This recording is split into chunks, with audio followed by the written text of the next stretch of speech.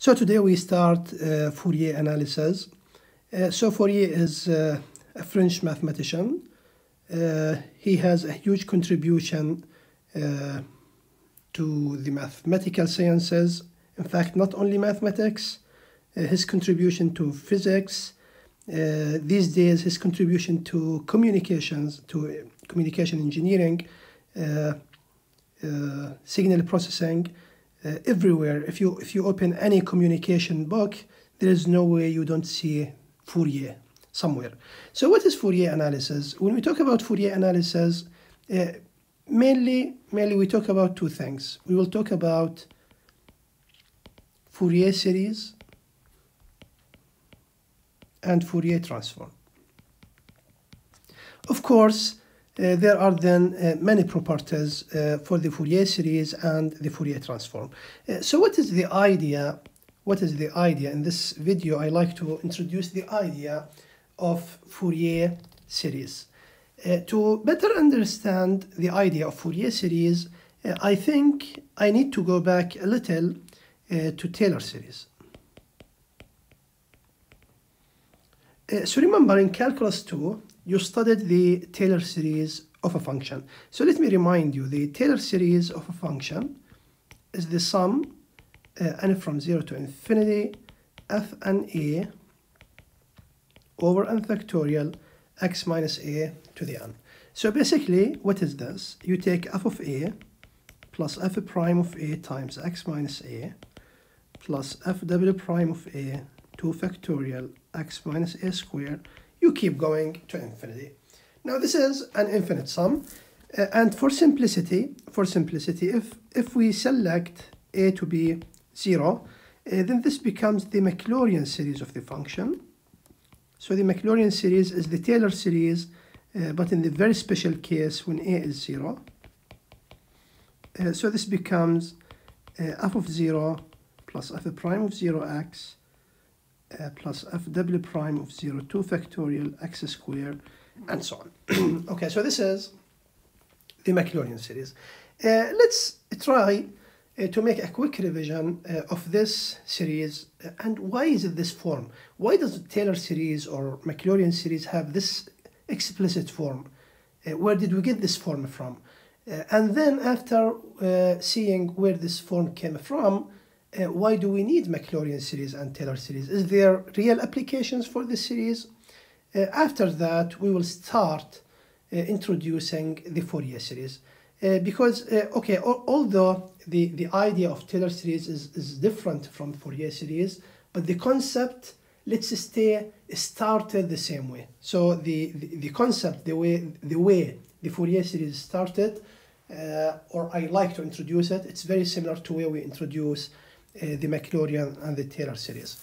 So what was the idea, and how did we get this form of the Maclaurin series? The idea is exactly like this. So if you take a polynomial,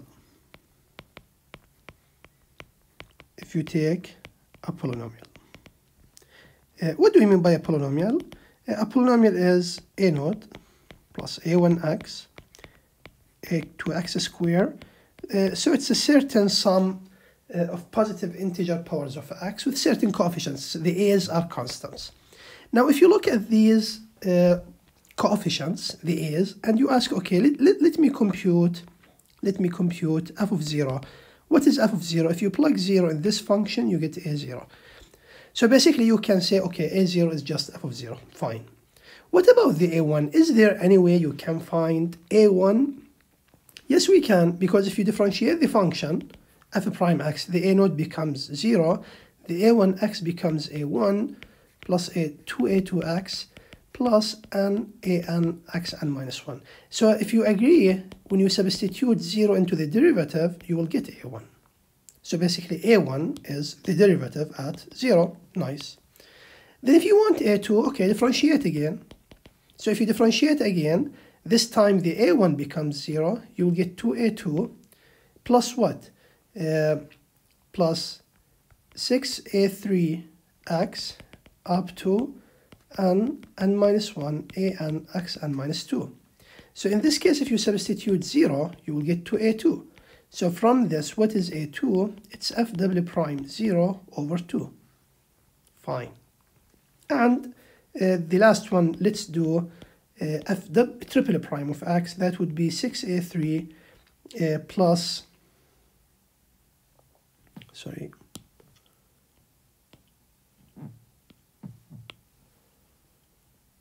so this is 6a3 plus 24a4x plus n minus 1 n minus 2 an x n minus 3 and so on. So now if you substitute the 0, you get 6a3. So from this, a3 is f triple prime at 0 over 6. Now how did we get the 6? This number here, 6, how did we get it? Okay, this number 6 here, how did we get it? Remember, in the beginning, you had a3 x cubed. So the first time you differentiate, you get 3a3 x squared, right? Then the second time you differentiate, you bring the 2 down. So the 6 basically, it came from 2 times 3, a3x, right? Now what is the 2 times 3? That's the 3 factorial. So basically, this becomes f triple prime of 0 over 3 factorial. This is the a3. Now try and find a4 or a5 if you like. And you will see, so what we get in general, if f is a polynomial like above, then what we found is an is exactly the nth derivative at 0 over n factorial. Nice. So now if you go back to this form, okay, so if you go back to this form and you say, okay, so let's write, so f of x originally, what was f of x? It's a node plus a1x plus a2x squared all the way up to an xn. So you can say, okay, f of x is, what is a node? It's f of 0. What is a1? It's f prime at 0. What is a2?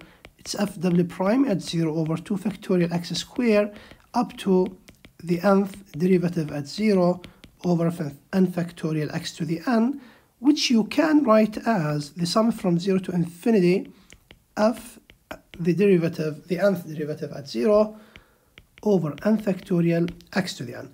Of course, here we need to agree when we write f0 at 0, what we mean is the function itself. So in general, the 0th derivative of the function is the function itself. Of course, 0 factorial is one, we need to agree on this, okay? Okay, so sorry, I just made a mistake. I can't say it's a little mistake, it is a mistake. Okay, sorry. So please, when you look at this,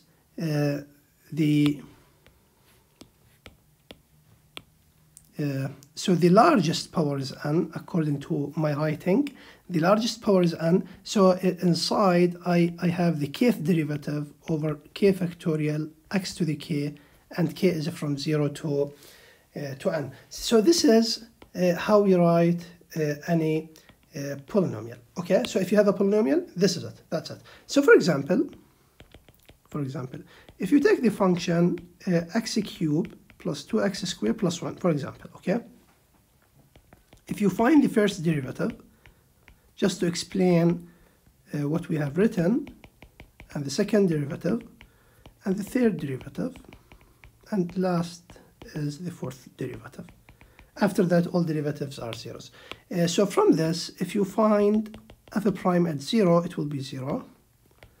F double prime at 0, it will be 4. Triple, it will be 6. And after that, all derivatives are 0. And of course, f of 0 is 1. So now if you apply the formula, so what is f of x? If you apply f of 0 plus f prime at 0x plus f double prime at 0 2 factorial x square, triple at 0 3 factorial x cube, and so on, what you will get is f of 0 is 1, f prime is 0, f double prime is 4 over 2x square, the triple prime is 6 over 3 factorial x cube, and after that all derivatives are 0. So basically what you're left with is 1 plus 2x square plus x cube, which is exactly the original function. So this is the idea that started, let's say, the Maclaurin series. So if you start with a polynomial, then this is what you have.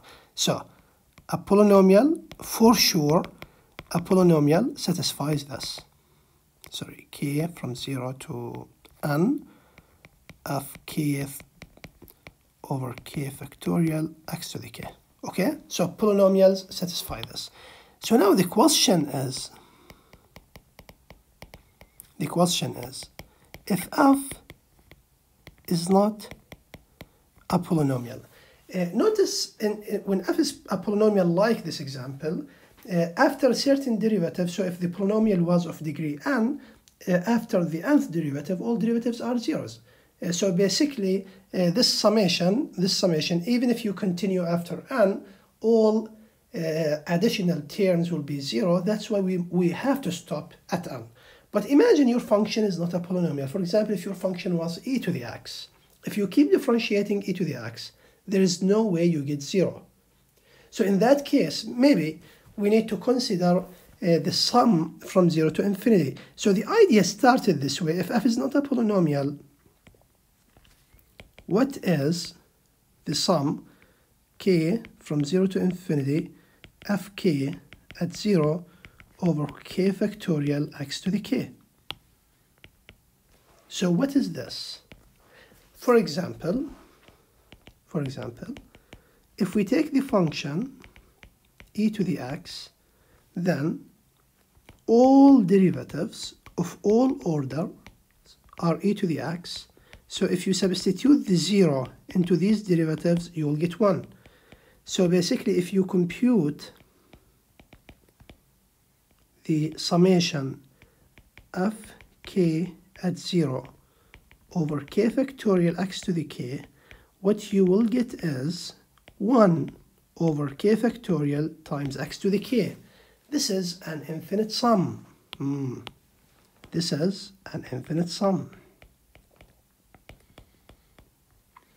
Now the bigger question is, okay, this infinite sum.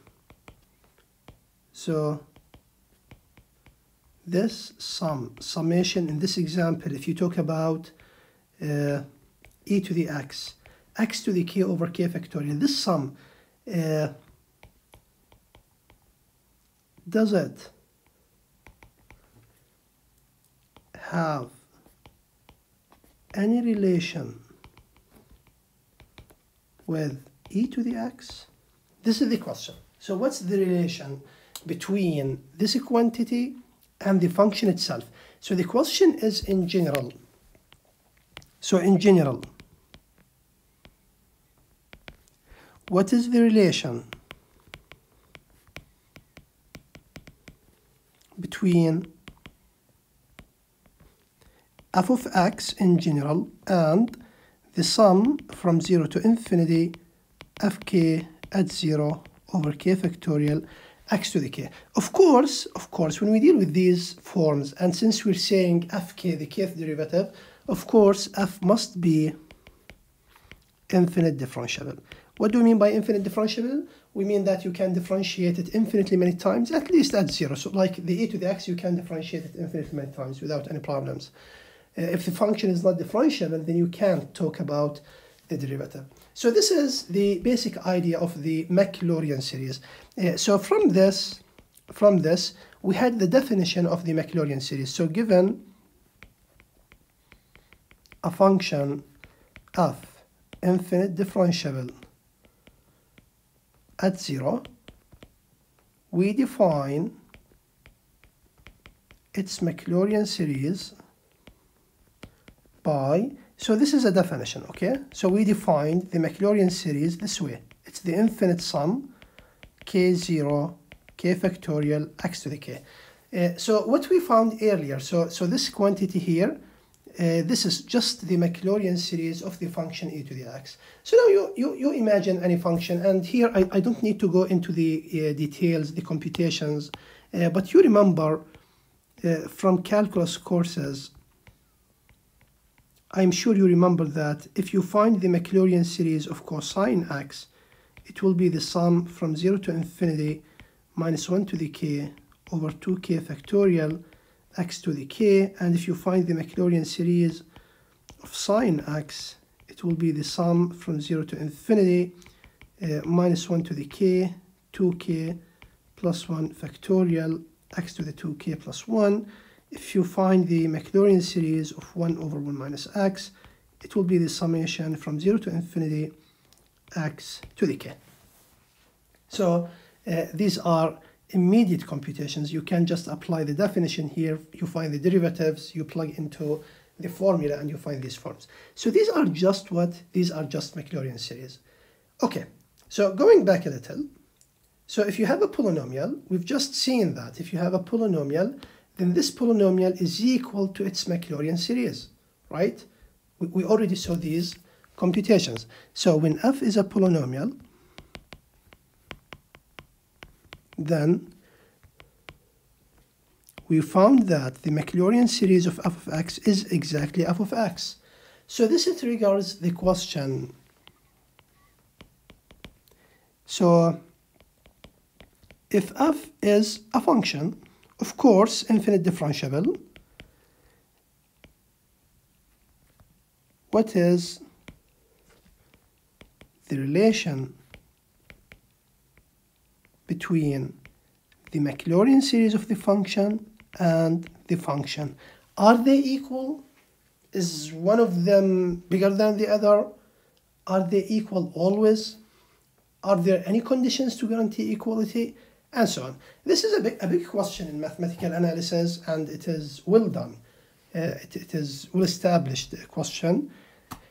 And of course, I can't go into the theory now, but you know from calculus, so we know that for the functions e to the x, cosine x, sine x, we have the Maclaurin series of the function is equal to the function. Nice. For the function 1 over 1 minus x, we have the Maclaurin series of the function equals the function only provided that the absolute value of x is less than 1. So only when x is between -1 and 1. So we're talking about this case, okay? So when is this sum equal to 1 over 1 minus x? This is true only when x is between -1 and 1. So this is the basic idea of the Maclaurin series, at least the computational part. But then, if this is true, okay, so the Maclaurin series of e to the x is equal to e to the x. The Maclaurin series of sine is equal to sine. But then what does that mean? So what is the useful part of this equality? So now the idea is like this. So the geometric, let's say, the geometric interpretation. Okay? For example, you have e to the x. Okay? This is the function e to the x. Now, what is the Maclaurin series? Now, we know that the Maclaurin series of e to the x, this is what we've written here. The Maclaurin series of e to the x is equal to e to the x. What is the Maclaurin series? It's 1 plus x squared over 2, x cubed over 6, to the 4 over 24, and so on. It's the sum x to the k over k factorial. So what is the idea? The idea is exactly as follows. If you take the function 1 and you draw it, we all agree this is it. So this is the function y equals 1. Fine. If you take the function 1 plus x, now 1 plus x is a line. This line, if you substitute the 0, you get 0. Sorry, you get 1. If you substitute -1, you get 0 here. So basically it is just a line. If you draw it, it will be a line like this, exactly like this. So this is y equals 1 plus x. Let's just look quickly at the two functions, e to the x, then the two functions, the blue function, the red function. Okay, if you compare here to the right, if you look at the blue line, the red line, you notice that the blue line is closer to the original function than the red line, right? They both meet at this point. The three functions intersect exactly at this point. But if you take, for example, this number here 2, if you substitute it to this function, you get 1. If you substitute it into the blue function, you get a value which is 1 plus 2, that's 3. That will be closer to this value, to the black curve, than what you get from the red curve, right? It is closer. Okay. So let's just delete these things if we can, like this. Okay. And this is, oops. This is this. Okay. Let's continue. Now let's take the first three parts of this sum. Now what is this? This is a quadratic equation. This is a quadratic equation. This quadratic equation, for sure, it passes through this point, because if you substitute the 0, you still get 1. And this is a parabola, right? This is a parabola. So basically you draw a parabola. If you draw it, and let me maybe make a new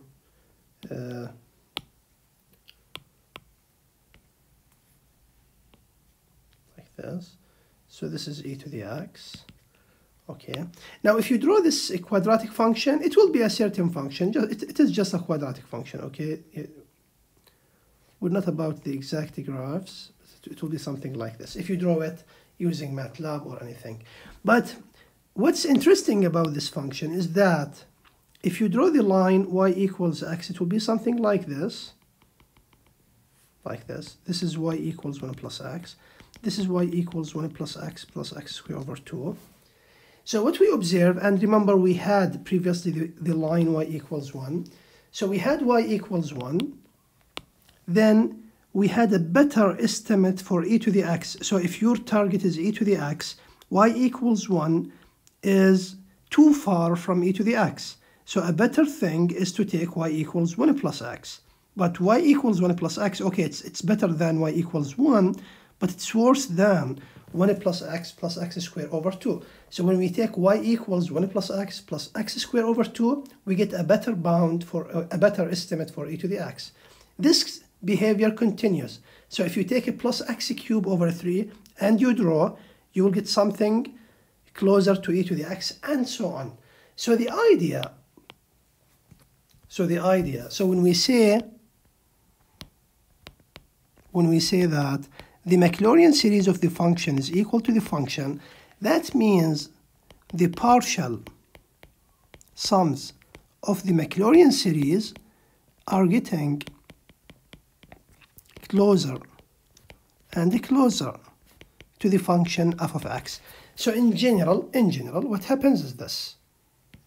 And again, I encourage you to see any software for graphing calculator like Mathematica, MATLAB, or any online tool you can use. So if you draw any function like sine, like e to the x, like any function. So let's just start with a black curve. So imagine you have a curve like this. So imagine this is my original function. And let's say this function is too much complicated. I can't compute the integral of, I don't have a calculator, so I can't deal with it. So I need some estimates. Now the idea of the Maclaurin series is, if you take the straight line, it will be an approximation. If you look at these two curves, the black and the red curves, for example, this point here is very close to this. So you can say, okay, this red curve is a good estimate for the black curve. But this is not true, if, for example, for these points, right? These are too much far. Okay, I still can say This is an approximation, but it's not a good approximation. So instead of having this is horizontal line, we say, okay, let's make our estimate better. How do we make it better? We take now, what do we mean by the partial sums? Then we take the first plus the second term. So this is, in general, this is what we have in the infinite sum here. So now we take the first and second term, like the example here. We take the first and second term, then the first plus second plus third. This is the meaning of the partial sums. So in general, we take the first term, that gives you a horizontal line. Then if you take the first and second terms, that gives you a straight line like this somehow. It will be in general better than the horizontal line, but again it's not a very good estimate, because if you take a point here, you compare it with the black curve, they are not too much close. Okay, so we can't say this is a very good estimate. Then you say, okay, add another term. So you add the quadratic term, the cubic term, the quartic term, and so on. Then what happens as you keep adding these terms? What happens is, so you start with a straight line like this. Then you get a straight line like this. Then when you draw the quadratic equation, maybe you get something like this. Then when you take the cubic term, you get something maybe like this. Then when you take, then you take, then you take, and so on. So if you keep adding these terms, in the end, what happens is, so this is what we mean by the partial sums are getting closer and closer. In the end, you will see that, for example, if you are able to take the first 100 terms of your Maclaurin series, try using MATLAB, try using any graphing tool, and you will see, as you take more terms, you will see that the terms you are taking from your Maclaurin series are getting very close to what? To the original function. Try doing that, and you will see it. You will see it, I assure you. So this is what is behind the Maclaurin series, and this is what we mean by the partial sums of the Maclaurin series are getting very close to the original function. Okay, so this is the geometric meaning, but in terms of the computations, how is this useful? This is useful because of, for example, if we want to compute the integral from 0 to 1, e to the x squared dx, this integral, I can't do it. Remember, from calculus 2, this is one of the integrals that no one can do. But we all know that the graphing calculator does it, right? So if you insert this integral to the calculator, it gives you a value. It gives you a value regardless of what the value is. But how does the calculator do it? Because humans made this calculator. So if the calculator can do it, then humans must be able to do it, right? So how do we approximate this integral? So now I want to emphasize this. The calculator does not give you the exact value. It gives you an approximation, and this is a very good approximation. If you're dealing with the scientific calculator with the 12 digits, it gives you the first 12 digits right, so don't worry. It is almost 100% accurate. Now, how do we guarantee the accuracy, and how do we deal with accuracy? This idea is done usually in a numerical course lab. So if we have time, I promise you, if we have time, I will make one video about how many terms do we need to assure a certain accuracy. So for example, in the scientific calculator, you have 12 digits. So this calculator is programmed somehow to take a certain number of terms to assure the 12 digits right. So how many terms, depending on the function, we'll see that. And again, if you study a numerical analysis course, you will see this. If you're not studying this course and you have curiosity to see it, just Google numerical techniques like trapezoidal integral, Simpson's method, and so on. You will see these details, okay? Okay, so let's see the idea, how do we use the Maclaurin series to find estimates of this integral. So the idea is, because we know that e to the x is its Maclaurin series. What is the Maclaurin series of e to the x? It's 1 plus x squared over 2 factorial, and so on. This keeps going. So what is e to the x square? You replace every x should be replaced by x squared. So this becomes 1 plus x squared plus x to the 4 over plus x to the 6 over and so on. Now I can't deal with the infinitely many terms. So if I decide to take, for example, the first 3 terms only. Okay, if I decide to take only these 3 terms. If you decide to take the first 4 terms, that gives you better estimate. More terms give you better estimates all the time. So now, because we're doing things by hand, let's just take the first 3 terms. Then we say, okay, so now if you want to compute the integral from 0 to 1 e to the x squared, it is equal to the integral 1 plus x squared plus all the terms, infinitely many ones. But if you decide to stop at a certain term, then it becomes an approximation. So if you decide to stop at the 3rd term, this is what you get. And this is an easy integral. It's 1 plus 1 over 3 plus 1 over 10. So if you compute this, this is 30 plus 10 plus 3. So this is 43 over 30, approximately, okay? This is approximately equal to 43 over 30. If you try the calculator, so try the calculator, compute this integral using the scientific calculator, compute this value, compare the 2 values. They will not be that close, okay? There will be some difference because, again, we only took 3 terms. But if we take more terms, that guarantees more accuracy. So this is one benefit of using the Maclaurin series. Away from the other computations, this is not our topic. Let's go back to our topic. So what was our topic? Remember, our title was Fourier analysis. Fourier series is the first topic. But I decided to take you away a little and to talk about Taylor series, Maclaurin series as a special case, just to remind you of the idea of series. Why do we use series? We use series because we start with some complicated functions that we can deal with, but we can approximate them using polynomials. When you take the first 3 terms, this is a polynomial. Even if you take more terms, this is a polynomial. Polynomials are very easy to deal with. So now, what is the idea of Fourier series?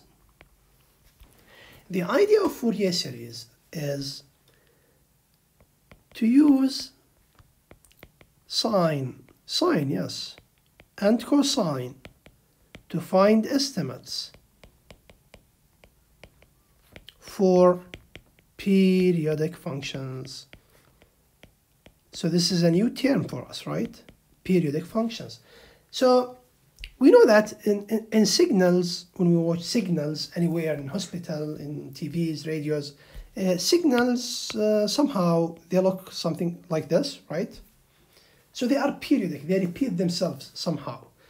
So the idea of the Fourier series, what are the easiest functions that repeat themselves? The easiest functions, I'm sure if we ask any student, any high school student, what are the easiest functions that repeat themselves?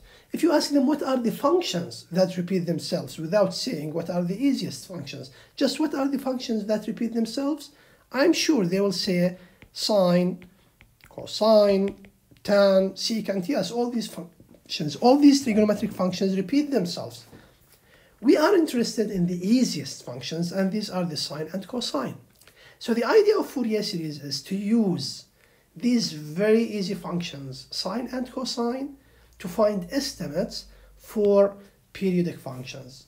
We will discover that dealing with sine and cosine to approximate periodic functions is much easier for some computations, is much easier than dealing with the Maclaurin series and the Taylor series. We will see that. We will see that for certain functions, for periodic functions, if you deal with sine and cosine, you can deal with finitely many terms. But if you deal with the Maclaurin series, you will need to deal with infinitely many terms. So I want somehow to convince you that although polynomials are much easier than sines and cosines, dealing with sines and cosines for periodic function is much easier than polynomials. So yes, in general, if you give me a polynomial question, in general, it is easier than sine and cosine. But when we deal with periodic functions, no. Give me sine and cosine, that's much easier than polynomials. We will see this.